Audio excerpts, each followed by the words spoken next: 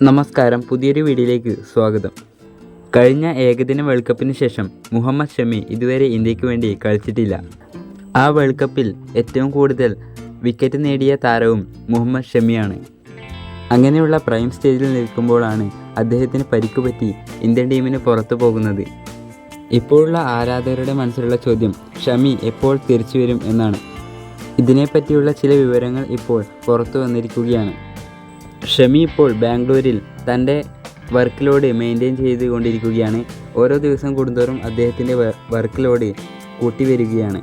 അടുത്ത ബംഗ്ലാദേശിനുമായുള്ള ടെസ്റ്റ് പരമ്പരയിൽ അദ്ദേഹം കളിക്കുമെന്നാണ് ആരാധകർ പ്രതീക്ഷിക്കുന്നത്. അതുമല്ലെങ്കിൽ അത് കഴിഞ്ഞുള്ള ന്യൂസിലാൻഡുമായുള്ള പരമ്പരയിൽ ഷമി കളിച്ചേക്കും.